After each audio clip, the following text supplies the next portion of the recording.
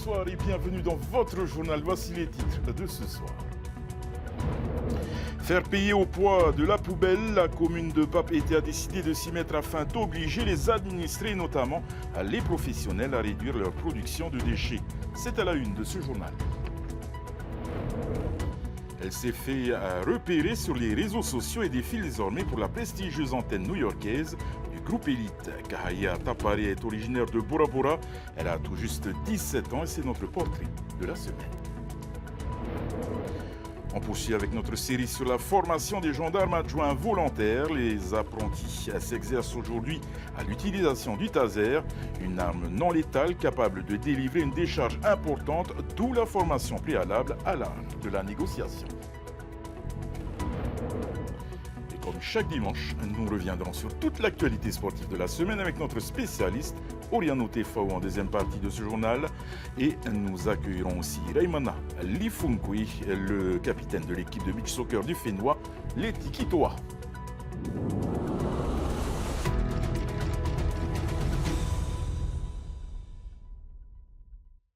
Fini la tarification à la surface pour le ramassage des poubelles à Papeete, soumise à de fortes dépenses de gestion des déchets. La commune a décidé de facturer en fonction de la production d'ordures des uns et des autres.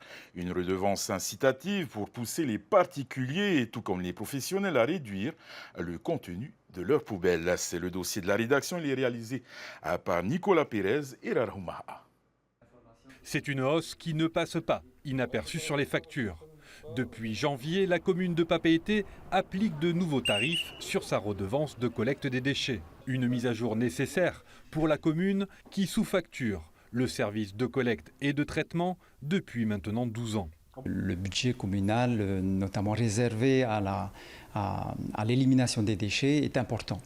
Elle dépense plus de 850 millions aujourd'hui, pour des recettes bien inférieures, 350 millions. Et donc il y a un déséquilibre important qu'il fallait effectivement résoudre.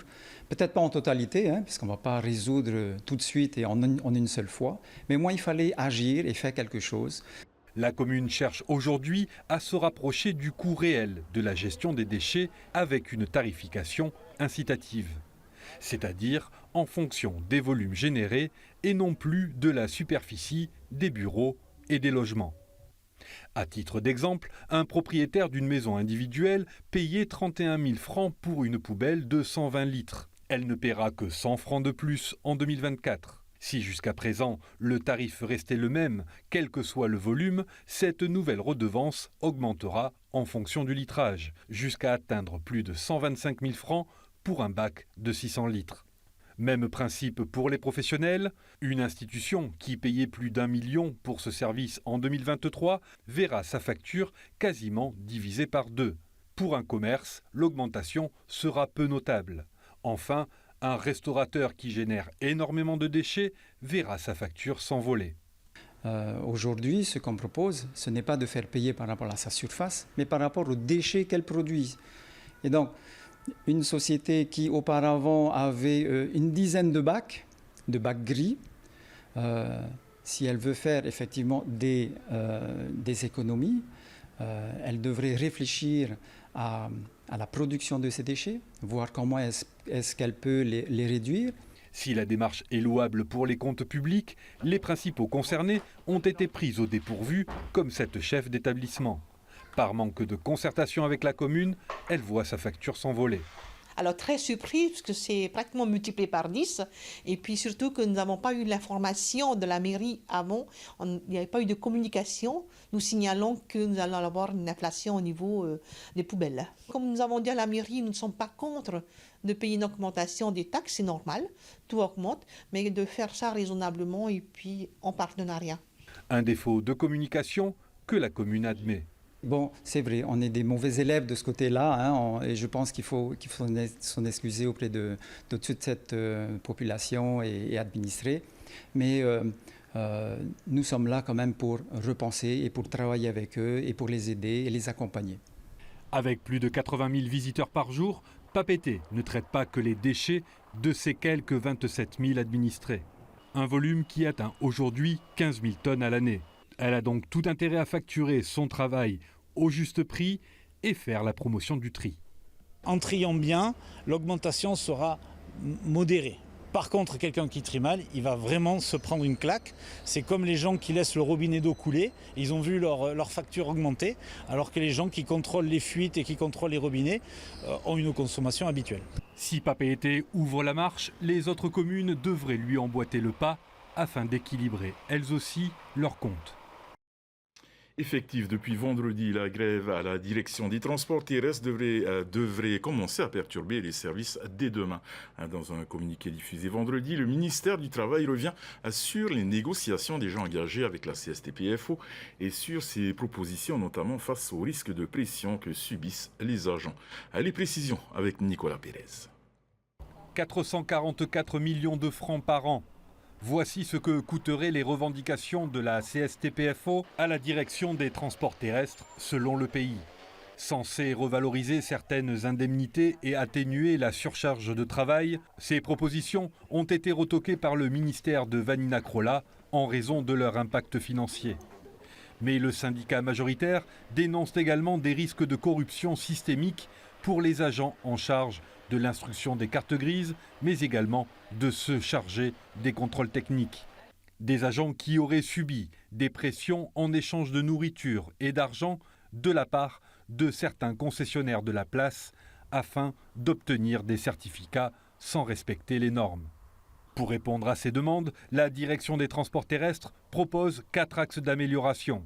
L'amélioration des applicatifs métiers, la réorganisation des examens de conduite ou encore la reprise du dialogue social et la mise à jour régulière d'un document sur les risques professionnels.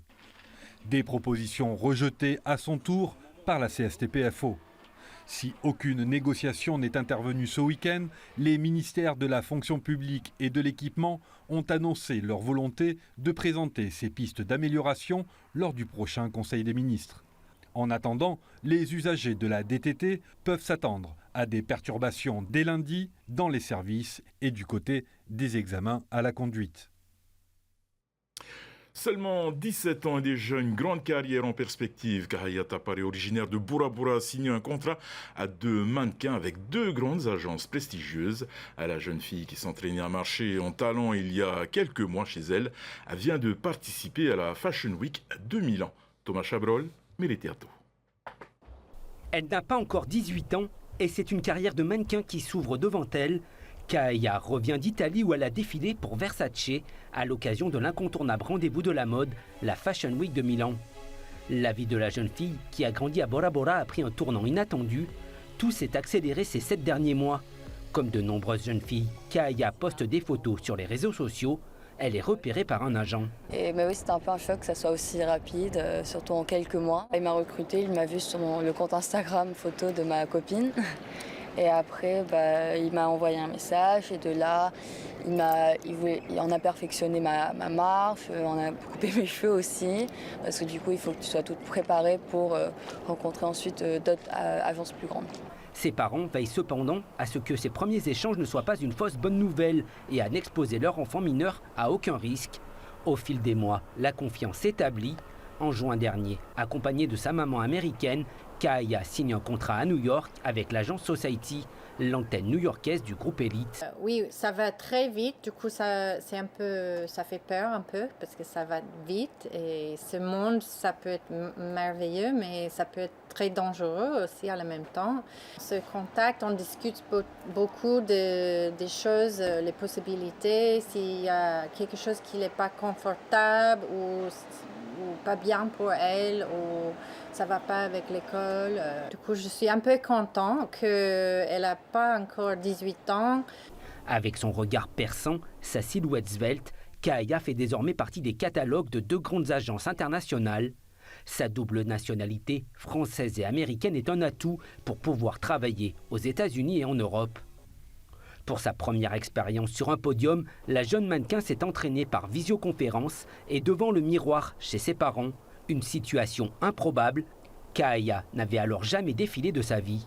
Mais oui, on a eu plusieurs Zooms, plusieurs réunions avec mon agence de New York maintenant. Et Et de là, ils ont vu, ils voyaient à peu près si j'étais prête ou pas. Et ils estimaient que j'étais prête. Et ensuite, c'était New York, la prochaine destination.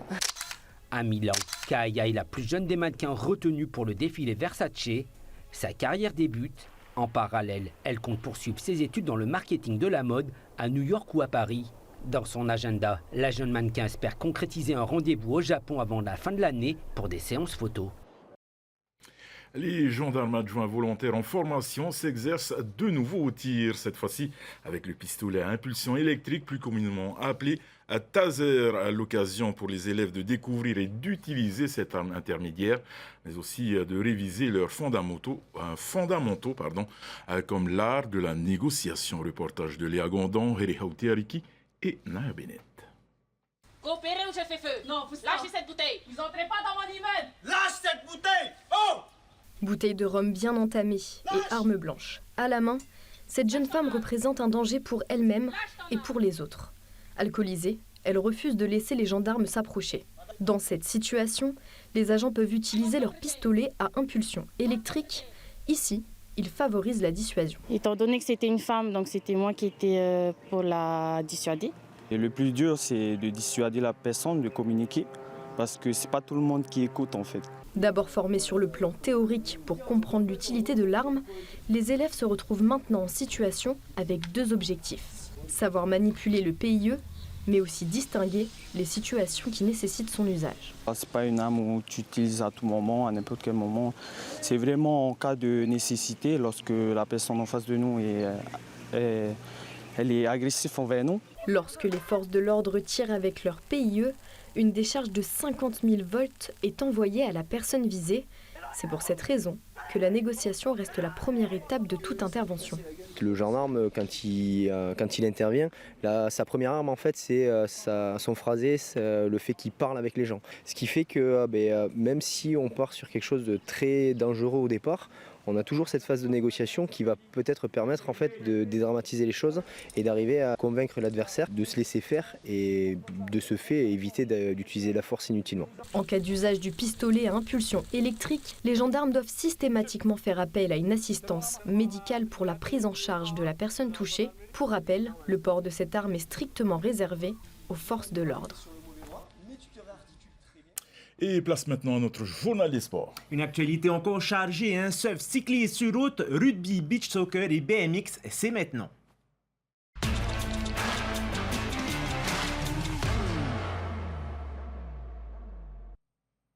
Et on ouvre notre journal des sports avec la victoire de Shelva à la Molokai Hoi.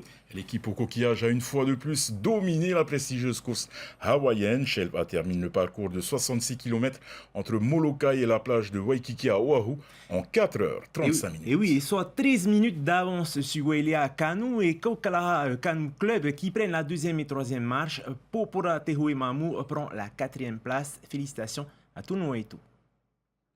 Il y avait également du beau monde ce matin à Tapuna, VTA David, Pascal Luciani, Enrique Haritu en surf. Ou encore Thibaut Casablanca, Nouari Bonnet et Terence Metoui en bodyboard. Et pour fêter les 30 ans de la Tapuna Master, les anciens vainqueurs et finalistes de la compétition ont réenfilé le liqueur. Désiré Teivao était sur place. 1, 2, 3.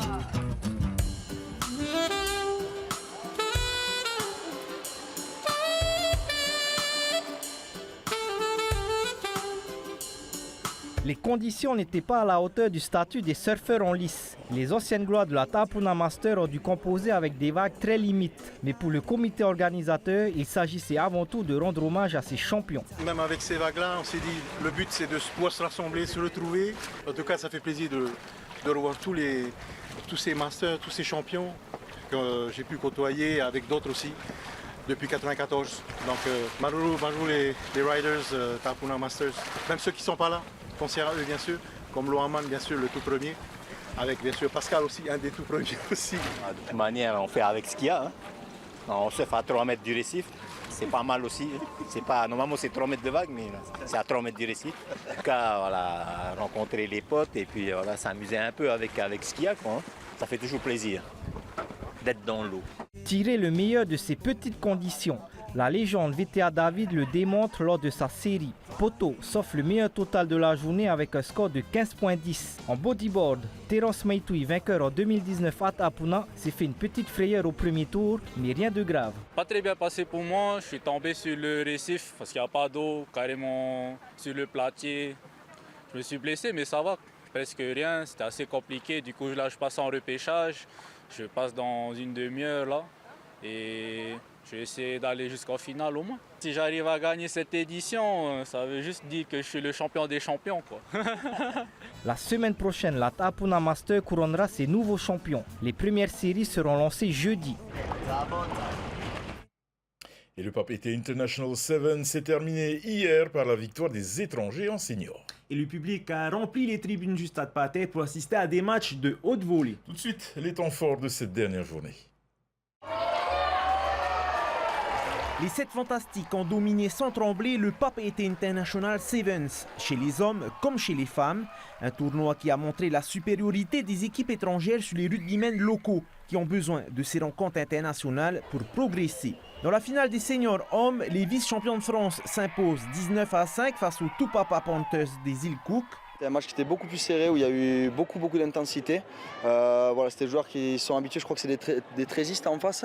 Donc ils aiment bien mettre beaucoup d'impact et beaucoup de défis physiques. Nous, on a mis une mi-temps un petit peu à se mettre dedans. Ils nous ont bien contrés. On n'a pas réussi à mettre le jeu en place comme on aurait voulu. Et après, on a réussi à marquer sur des contres et à répondre physiquement. Donc voilà, c'était une finale qui a été vachement engagée et on a réussi à la gagner, donc c'est super bien. Peu après, les 7 fantastiques réalisent le doublé avec la victoire des filles, 29-7 contre les Nomads, des joueuses australiennes. Et on savait que ça ne serait pas le même que ce matin, 50 points. Elles ont aussi voulu matcher pour faire tourner, pour voir et aligner leur meilleure équipe contre nous. Ça s'est vu, mais je pense qu'au vu du score, on a quand même répondu présent et on est très contente. Pirée se classe en tête des équipes tahitiennes et remporte aussi le tournoi U17 malgré une belle résistance des Calédoniens de Païta, invités par le club de Pirée. Sur ce tournoi, on a très bien joué. On a eu 2 matchs gagnants et un match perdant, plus la finale perdant. Et on a très bien aimé ce tournoi. C'est notre premier tournoi où on participe. On s'est donné à fond, on a essayé de donner notre max. Et ça, j'ai bien aimé. Je ne savais pas trop comment il fallait jouer contre Païta. Après, quand ils sont partis sur le terrain, ils ont joué, on a analysé un peu, on a trouvé leurs failles. Et on a utilisé ça contre eux. C'est ce qui nous a permis aussi de gagner. Place maintenant à la 3e mi-temps avec des échanges riches en expérience. Le prochain rendez-vous est déjà donné dans 2 ans. Et on enchaîne avec du cyclisme sur route. À l'occasion des 40 ans du Vélo Club Tahiti, le Critérium Grand Prix 2024 s'est tenu hier après-midi dans les rues de Fariouté. Des U8 aux élites, ils étaient un peu plus d'une centaine de coureurs engagés dans cette 2e édition. Les jeunes catégories ont également à disputer les finales de leur challenge. Ndiaye n'a pas hésité à chevaucher son scooter pour les suivre. Regardez. Toutes les deux. La route est fermée à la circulation, le circuit est sécurisé. L'organisateur lance les 6 courses programmées, à commencer par les jeunes catégories. 4 tours de circuit. Le parcours de 1 km 100 est le même pour tous, seul le nombre de tours varie selon la catégorie. Il est tout plat, il est rapide, ça permet de voir les coureurs quasiment toutes les 1 minute 30 passer sur la ligne. Donc pour le public, c'est un beau spectacle. Les coureurs, comme je disais, ceux qui sont spécialistes du sprint, se régalent sur ce type de circuit. C'est un bel outil pour le cyclisme. Beaucoup d'engouement chez les jeunes venus en nombre, le Vélo Club Tahiti les prépare. Les courses s'enchaînent, les distances augmentent avec les catégories. Motivés, les jeunes donnent tout pour gagner des points au classement général. On favorise la jeunesse parce qu'on a un programme pour amener les jeunes aux Jeux du Pacifique en 2027 à Tahiti. Donc il faut former toute cette nouvelle génération. Et puis bien sûr, le critérium, c'est aussi le régal pour les spécialistes du sprint. Luca Lustemf remporte le sprint final. Manavai Becher se contente de la 2e place. Dur. J'avais pas trop les jambes aujourd'hui. J'ai essayé d'accélérer pour la distancer. Elle m'a rattrapé, après elle a accéléré à son tour et j'ai essayé de tenir pour finir au sprint à la fin. Si à l'arrière le podium leur échappe, les coureurs restent optimistes. Ça va, mais c'est beaucoup plus dur avec un VTT. Je pense qu'avec un vélo de route j'aurais gagné, peut-être, je sais pas. Le niveau en U17, U19 est relevé, notamment avec la participation de l'ancienne championne Kylie Vernodon. Elle inscrit une nouvelle victoire à son palmarès. Et la dernière course des élites était très attendue. Les 50 tours prévus s'enchaînent rapidement. Le trio de tête composé de Tarouya Kreiner, Léo Cazolbiel et Toareva Parker se détache du peloton. Les trois leaders se disputent sans relâche la première place. Toareva Parker surprend tout le monde en franchissant la ligne d'arrivée premier alors qu'il était distancé à la troisième place lors de l'avant-dernier tour. Toareva valide sa première victoire en Open. C'était un objectif cette année, hein, c'est ma première saison en Open. Et j'en ai gagné en Access, mais Open c'est ma première victoire, je suis super content.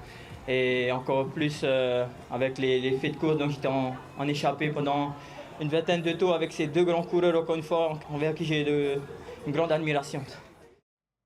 Et tout de suite, on découvre le reste de l'actualité sportive locale et internationale en bref et en images. Ce week-end, une équipe tahitienne de Muay Thai a participé au Forge Warfare en Nouvelle-Zélande. Composée de 7 combattants du Team Arupa et 1 de Black Devil, la délégation tahitienne s'est illustrée. Au total, 6 victoires et 2 défaites. Parmi nos représentants, Teva Oudin et Enatoa Viriamu remportent chacun une ceinture. Basketball, FEIPI a démarré le championnat jeune hier à la salle omnisport Michel Lextré à Aroué. En ouverture, le plateau des U9 avec les clubs d'Aroué, Aurey Central et FEIPI. Chaque équipe devait jouer 3 matchs de 2 périodes de 4 minutes. Pour cette catégorie-là, normalement, il n'est pas prévu qu'on fasse de finale, de play-off, parce qu'on est encore dans la découverte et on veut que les enfants s'amusent. Donc ils jouent des matchs, il y a un score, mais voilà, l'intérêt c'est qu'ils puissent jouer, quoi. Dans cette catégorie-là, c'est un peu particulier parce que des fois, il y en a vraiment qui débutent complètement. On a souvent des matchs qui peuvent être déséquilibrés, d'où l'intérêt que ça reste fun et qu'on ne fasse pas de tournoi à la fin, quoi. Les U11 ont ensuite enchaîné avec 22 équipes engagées et quelques matchs U15 et U18. Des rencontres très disputées pour le plus grand plaisir des parents venus supporter leurs champions. Le deuxième meeting jeune de la saison a rassemblé hier à Punaru une trentaine de benjamins et de minimes. Des épreuves de sprint, de demi-fond, de saut et de lancer étaient au programme de la journée. Ce meeting a servi de préparation en vue du challenge équipe athlée prévu le week-end prochain. Dès ce début de saison, on voit qu'il y a un engouement chez les plus petits et donc c'est que bénéfique pour la suite parce que c'est le vivier pour la suite des choses. Là, on a une athlète qui a fait 38 points sur 50 en benjamin au lancer du poids. Ensuite en triathlon total général, on a eu 2 athlètes qui étaient à 98 points. Donc voilà, c'est déjà pas mal. Quand on passe la barre des 100 points, ça commence à bien performer. Les finales d'aviron indoor organisées par l'USSP, l'Union du sport scolaire polynésien, a rassemblé près de 70 collégiens et lycéens de Tahiti au parc Motovini à Fa'a. Les équipes ont pu se mesurer sur ces rameurs connectés. Cette nouvelle technologie a permis aux élèves de Nukuhiva de se confronter directement avec leurs adversaires depuis les marquises. Une équipe d'un établissement représente 8 élèves qui forment 2 équipages. 2 équipages de 4 élèves, soit des garçons, soit des filles. Donc là, il y a une première épreuve, c'est le 1000 mètres ensemble, où les 4 rameurs de l'équipage rament ensemble sur 1000 mètres. Et la deuxième épreuve qui va bientôt commencer, c'est un relais sur 2000 mètres, où les élèves doivent enchaîner l'un après l'autre.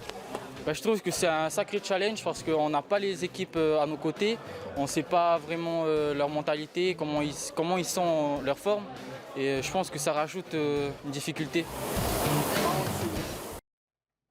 Et les Tikitoa prendront la direction des Salomon pour y disputer les éliminatoires de la Coupe du Monde de Beach Soccer du 21 au 25 octobre. Dans ce tournoi océanien, ils seront opposés à la Papouasie, à Fidji et aux Salomon, le pays hôte. L'objectif est clair, décrocher une 8e qualification d'affilée à la Coupe du Monde de Beach Soccer de la FIFA. Et ce soir, nous recevons le capitaine des Tikitoa, Raimana Lifunkui. Raimana Yorana. Alors Raimana, vous allez tenter une 8e qualification d'affilée à la Coupe du Monde. Qu'est-ce qui fait la longévité de Tikitoa? Alors là, on va dire qu'on a eu pas mal de chance pendant une période où on était qualifié d'office. Mais je pense que cette longévité, comme tu l'as dit, s'explique par du travail et du sérieux pendant toutes ces années et surtout beaucoup de sacrifices. Vous avez intégré 2 nouveaux joueurs dans l'équipe. C'est important de renouveler justement cette équipe des Tikitoa.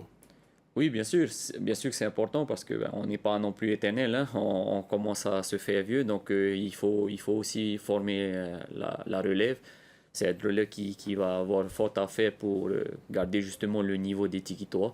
Et quoi de mieux que les qualifications pour justement les tester dans les conditions réelles.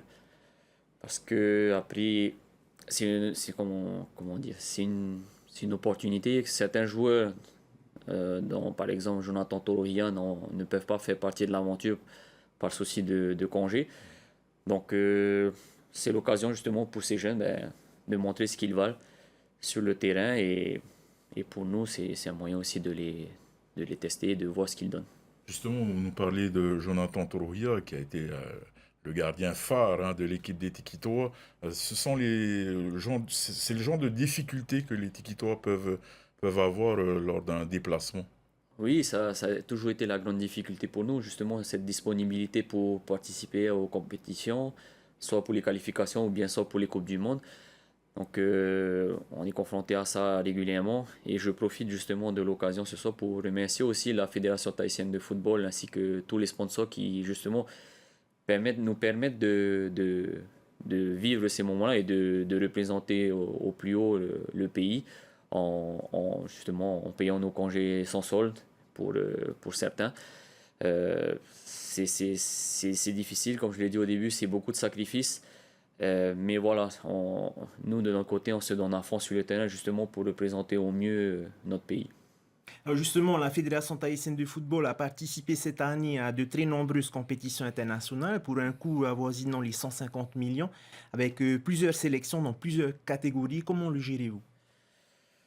Alors là, ça c'est la partie, on va dire, administrative. Hein. Nous, on se focalise uniquement sur le terrain et justement, on sait que la Fédération thaïsienne de football investit beaucoup sur les différentes sélections, que ce soit dans le football, chez les jeunes, chez les féminines en senior, et aussi au beach hockey ainsi que le futsal. Donc, nous, pour les remercier, on se donne à fond, on met tous les moyens pour justement gagner notre ticket pour la prochaine Coupe du Monde qui se déroulera l'année prochaine aux Seychelles. Quel va être votre programme et surtout vos défis du côté des Salomon? Alors on part mardi, on fait juste un petit stop aux îles Fidji pour enchaîner le lendemain aux Salomon. Ça va être difficile parce que les Salomon font partie des favoris avec nous. Donc on sera chez eux. On sera à l'extérieur. Donc ce sera très compliqué, je pense, pour nous. Est-ce qu'on aura des terrains pour pouvoir s'entraîner? Ça, c'est des questions qui se posent actuellement. On a fait les demandes. Maintenant, on verra bien une fois sur place parce qu'on sait en tout cas qu'on est très attendu. On est l'équipe à abattre. Donc, on est certain que toutes les équipes sur place seront là juste pour nous battre. Donc, à nous, justement, d'être à la hauteur, de prendre ça avec beaucoup d'humilité et de respect, comme à chaque fois, et de donner le meilleur de nous-mêmes pour justement, encore une fois, gagner ce ticket pour la Coupe du Monde. Merci beaucoup, Raymond, Merci pour toutes ces réponses et un grand fight tuto à l'équipe des Tikitois. Et je vous rappelle d'ailleurs que tous les matchs des Tikitois seront diffusés sur TNTV du 21 au 25 octobre prochain. Allez, on change de registre avec du BMX. Bruce Gaubrey se prépare pour la Cambridge Race les 25 et 26 octobre en Nouvelle-Zélande. Le jeune Tahitien compte bien conserver son titre remporté l'an dernier, mais les déplacements à l'étranger ont un coût. Et le pilote de 9 ans se heurte à la difficulté lui aussi de récolter des fonds. Ndieb l'a rencontré chez lui à Tohotu avant le départ.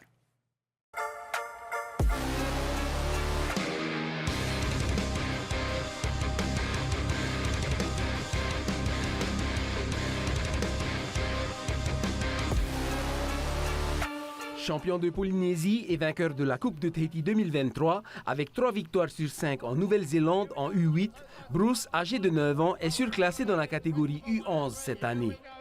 Il est à seulement une roue de la première place. Je m'entraîne dur, à pomper, position des virages. Si quelque chose ça me donne de la vitesse, je vais tout faire pour arriver en finale et je veux gagner cette course. Le jeune challenger a de plus hautes ambitions. Il a remporté la Cambridge BMX Race 2023 en U8, une première dans l'histoire du BMX polynésien. Et il compte bien défendre son titre cette année. Le Tahitien affrontera l'élite de Nouvelle-Zélande, d'Australie, mais aussi le numéro 3 mondial. Pas de quoi faire paniquer Bruce. On va retourner. Déterminé à remporter la victoire, l'athlète est conscient du coût élevé du déplacement. C'est tout naturellement qu'il participe au levée de fonds organisé par ses parents. Il a même partagé la scène avec son père. Blue White Shoes et Pahoho. J'ai montré un peu aussi ma coupe aux invités qui étaient là. J'ai montré mon vélo et mon casque. Le coût total du déplacement pour cette compétition s'élève à 1 million de francs et la récolte de fonds n'est pas toujours facile. Mais son père Rocky ne baisse pas les bras. Les résultats prometteurs de son fils sont un moteur pour lui. C'est top de voir Bruce s'évoluer comme ça à travers le BMX. L'anglais, il s'est fait beaucoup d'amis, comme je disais, donc c'est vraiment positif d'aller en Nouvelle-Zélande. J'ai fait un appel au territoire aussi, j'ai dit, même, il n'y a pas que Bruce, il y a d'autres aussi, il faut les soutenir, quoi. On ne demande pas des millions, des milliards, mais s'ils font un geste déjà pour nos jeunes, c'est déjà top, quoi. Et pour l'instant, on n'a rien. Donc on se débrouille par nous-mêmes. Merci aux amis, aux sponsors qui sont là, heureusement, quoi, qui soutiennent nos petits champions. Les compétitions à l'étranger sont indispensables pour progresser. Surclassé au Fénoua, il évoluera parmi des pilotes plus expérimentés que lui, même si en Nouvelle-Zélande, il affrontera des kiwis de son âge. Ils sont vraiment forts. J'ai gagné beaucoup de technique, j'ai gagné de la vitesse. J'ai eu aussi un nouveau vélo. Bruce s'envolera pour la Nouvelle-Zélande le 20 octobre. Il s'entraînera sur le circuit de Cambridge avant la compétition les 25 et 26 octobre. Le King Rider local enchaînera ensuite sur les Océanias le 2 février 2025. Voilà, nous arrivons au terme de cette édition. Retrouvez à 19h25 votre film White House Down de Roland Emmerich, suivi de votre émission Capitale. Demain, à retrouver à cette même place à Tenamilcam. Excellente soirée et une très très belle semaine sur Tétini Télévision. Et bien sûr, on se quitte avec les plus belles images de sport de cette fin de semaine. Bonne soirée à tous.